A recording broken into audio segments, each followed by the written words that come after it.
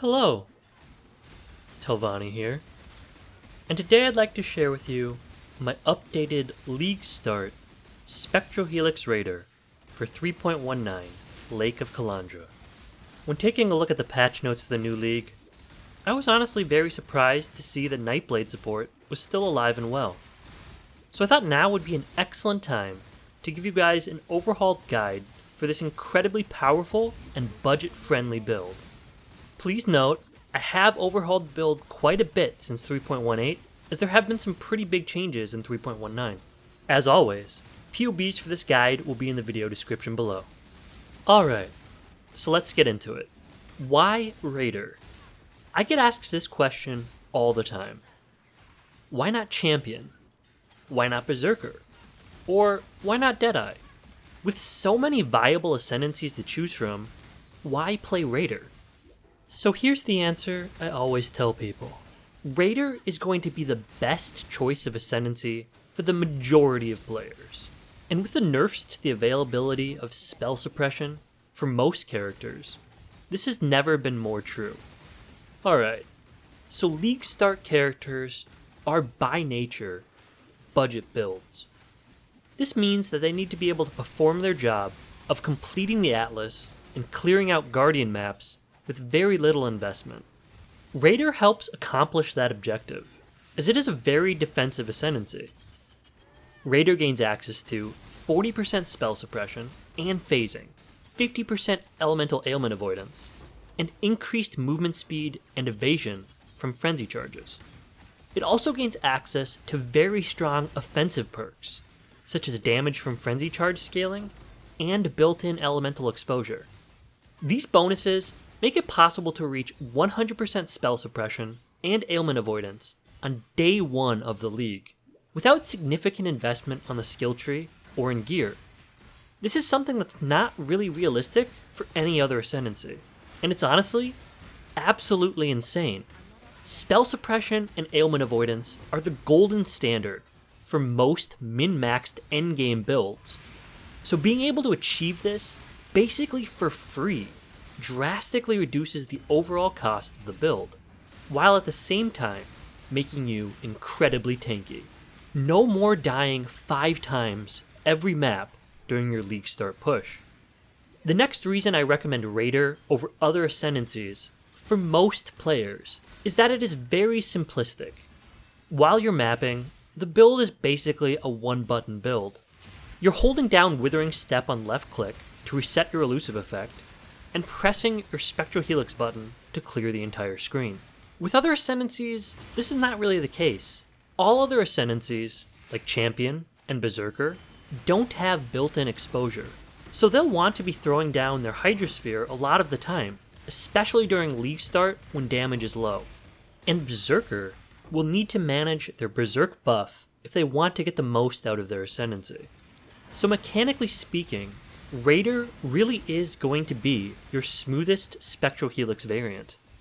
Finally, another reason I personally play Raider is that I will most likely want to swap to Lightning Strike Raider or a Tornado Shot Ranger at some point during the league. By starting on the Ranger class rather than Duelist or Marauder, I'll save myself the pain of needing to level up a second character later in the league. Alright. So now that we know why most players should be playing Raider, why Spectral Helix? Well, the skill at this point is very tried and true. I've actually played Spectral Helix Raider as my starting character for the past 4 leagues now, ever since its release back in 3.15. The main reason to play Spectral Helix is its amazing performance on a budget. It blows pretty much every other hit-based attack skill out of the water in the early game. The reason for this is that it has incredibly high damage effectiveness. If you take a look at the skill gem itself, you can see that it has 250% effectiveness of added damage. This means that you are going to be getting more value out of things like added cold damage or flat damage on your weapon. Now, compare that with other popular skills such as Cyclone or Tornado Shot. You can see Spectral Helix has double, triple, even 4 times as much damage effectiveness. This is incredibly important early on. as you won't have access to very powerful weapons and gear. Next, Spectral Helix has built-in Pierce. This is very powerful and is part of the reason Spectral Helix has such great AoE clear. Infinite Pierce means you don't have to worry about wasting skill points on the tree or a damage link to be able to clear the entire screen. Finally, Spectral Helix is able to multi-hit bosses. Generally speaking, if you're positioning yourself correctly, your Spectral Helix will always double hit a boss. And in some cases, like against Kitava or Arcali, you'll be able to hit the boss 3 or 4 times per attack. This gives the skill very powerful single target, on top of its great clearing capabilities. And single target is incredibly important early in the league, as you will want to be able to tackle map bosses and guardians quickly, so you can finish your Atlas progression faster. One thing I do need to mention about Spectral Helix is that its greatest strength is also its greatest weakness for a lot of players. As you can see, when you throw out your attack, it spirals around in that classic Helix formation. This mechanic is what allows it to hit bosses several times per attack and clear the entire screen. However, it does take a little while for the projectile to travel its full circuit, as you can see. This can make clearing feel a little clunky at times. However, it's not too bad after you get used to it. Generally, I'll reach a pack of monsters, throw out a few Spectral Helixes, and keep moving. The projectiles will continue to travel and kill the pack behind me. And if anything good drops, there should be a loud ding on your loot filter, and you can always backtrack just a little bit to pick it up. Alright, let's take a look at our gear and skills. But before we do, I'd like to preface this part of the video by reiterating that this is a League Start build. This means that the gear and items used in this video and in the PoB were chosen due to their early affordability. And while this gear is capable of clearing all the way up to and beyond Tier 16 Guardian maps, you will want to get some upgrades before trying to run things like Uber Maven. Another thing to mention is that historically, all of the uniques in this build were T4 rarity, or the most common uniques dropped. This meant that in past leagues, all of these items were very affordable. However, with the rebalancing of unique drop rates, there's really no way of knowing for certain how much these items will cost in a League Start scenario. But I am reasonably confident, but don't quote me on this, that all of these items should be obtainable within the first few days of the league.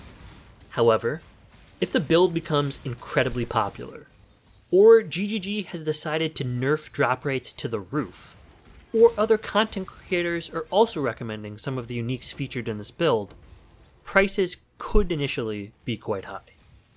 Okay, so with that out of the way, for our weapon, we are using White Wind. This dagger is over 500 elemental DPS, as we will be converting the physical damage to cold with Hrimsorrow. It also gives us a ton of useful stats, like over 1000 evasion rating, 30 to 40% spell suppression, and up to 200% increased cold damage. White Wind has been the staple budget weapon of my build ever since 3.15. Although, this is the first time since dodge was removed that I recommend using it with an empty offhand. In the past, the stat bonuses from a shield, such as life, resistances, spell suppression, and block, were just too good to pass up on. However, with the massive nerf to spell suppression on rare items, the 30 to 40% spell suppression now makes empty offhand much more appealing. For our helmet, we will be using an armor evasion base crafted with 1 or 2 deafening essences of loathing. You'll want to make sure your helmet has life or room for crafted life on it, and essence will end up giving us 9 to 10% mana reservation efficiency. This is incredibly important with the nerfs to reservation efficiency in 3.19. Ideally, it would be great if you could also find some strength or resistances on here as well. I used to recommend Starkanja's Hood as a viable unique replacement for this crafted helmet. However, with the nerfs to mana reservation masteries, the craft is basically mandatory. So, I wouldn't really recommend using a Starkanja's anymore. Next up, we have our chest. Since this is a league start build, the easiest thing to do would be to grab a tabula rasa. However, a better option would be to grab a 6-linked rare chest with life and maybe some resistances or high spell suppression on it. Spell suppression isn't initially that useful on a chest, as we will be suppression capped without it. However, if you get suppression on a chest, you could theoretically pick up a shield with suppression on it and still be capped, even though you'd lose the empty offhand suppression bonus from White Wind. A good way to get this 6-link early game is by doing the Chains That Bind Divination card turn-in for a 6-link, and then slamming a few Essences of Greed on it until you get something useful. Although, you will want to keep in mind that the item level for items from Divination card turn-ins are tied to your character level and capped at 80. Here we have our gloves. Assuming they aren't too expensive, I'd try and grab a pair of Crimsorrow. These have been buffed this league to give 100% physical to cold conversion, which will result in higher damage for us and the ability to run reflect physical maps while wearing them. Even though they've had their flat added damage removed, I'd probably still recommend trying to grab these as early as possible, as the cold conversion should give you a decent damage boost during the campaign. In the very end game, however, you'll probably want a pair of gloves with Eldritch Implicits on them. For our boots, we will be using 3-step Assault. These will give us 30% ailment avoidance while phasing. However, since we are a Raider Ascendancy, we have permanent phasing, and thus 30% ailment avoidance at all times.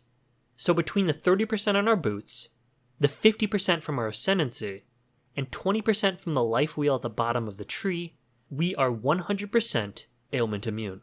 If you can manage to cap ailment avoidance with your chest or on a shield, if you've transitioned to that point, Darkrai Vectors in this slot will give you a maximum frenzy charge, and those will probably be your endgame boots until you can afford 50x Tailwind boots. Next, we've got our jewelry. For our amulet, we are going to want to run an Agate Amulet or an Onyx Amulet for the attributes. Ideally, it should have life and resistances, or more attributes, as the build can be a little starved for these. After that, getting another useful stat like maximum mana, flat damage, crit chance, or crit damage would be very helpful. You can anoint your amulet with pretty much whatever you want. I've just chosen Divine Judgment, as it is a decent amount of damage and doesn't use any expensive oils. For our rings, we are also going to want a lot of resistances, attributes, and life. An empty prefix for a mana cost reduction craft will make the build feel a lot smoother to play, but it's not 100% necessary. We also are going to need additional accuracy on one piece of gear, so a ring is a good choice for that. Here we've got our belt.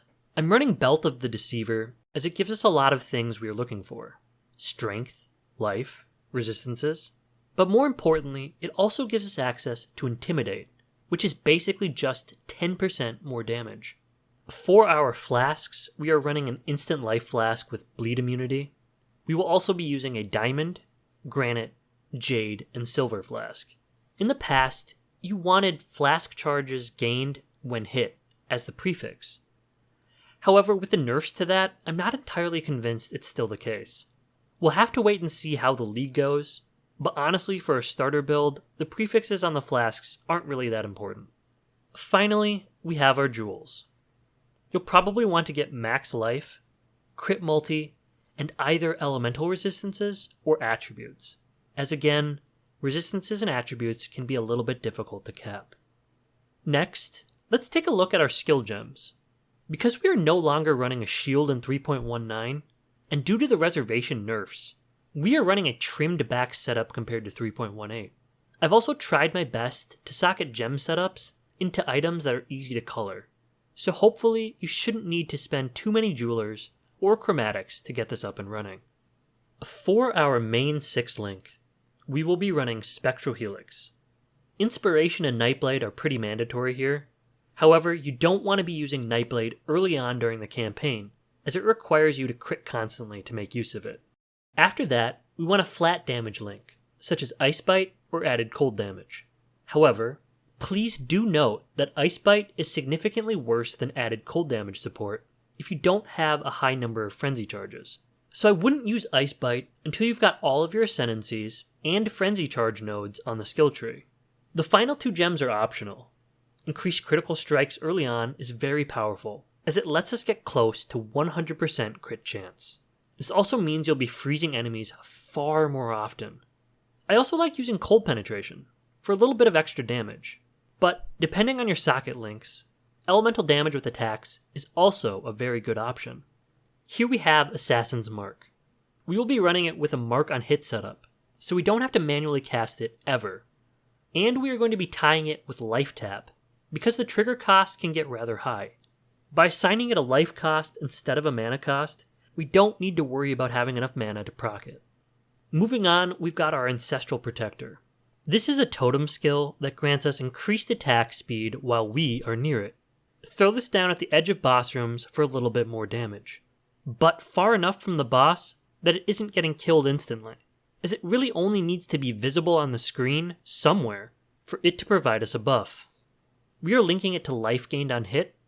This actually isn't going to give us life recovery, but rather will cause our totem to regain its own life when it hits enemies. Your ancestral totems use a copy of your melee weapon when summoned, so totems are usually fine when running a claw build. However, since we are using a dagger, this will help our totems stay alive much longer. Next up, we've got Flame Dash. You'll want to keep this at around level 10, so the mana cost isn't too high, and to keep the intelligence requirement low. You should basically never be using this skill except in emergencies or to move over ledges. For everything else, you'll want to make sure you're using Whirling Blades. Flame Dash shares a charge with Withering Step, which means you'll probably only ever have one charge up at a time. If you're using Flame Dash often to move, it won't be up when you need it the most. Speaking of Withering Step, we're running this on left click to reset our elusive effect. Again, I'd recommend keeping it at around level 10 to keep the mana cost low. For our main auras, we are running Hatred, Herald of Ice, Determination, and Precision. You'll note that Precision is kept at a low level. You'll want to keep this as low as possible while still reaching 100% hit chance. In the past, we would also be running Defiance Banner here. However, Defiance Banner took a pretty big nerf in 3.19, and with the Reservation Efficiency Mastery nerf, we just don't have enough mana to run it anymore. If you really wanted to be tankier, you could probably drop Hatred for Grace.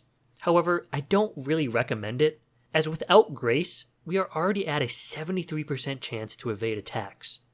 And more evasion isn't really going to make us that much tankier. On the other hand, dropping Hatred is around a 20% damage loss. Moving on, we've got our Molten Shell setup. I've tied it to cast when damage taken, so that we can use Withering Step on left click and just basically forget about the skill.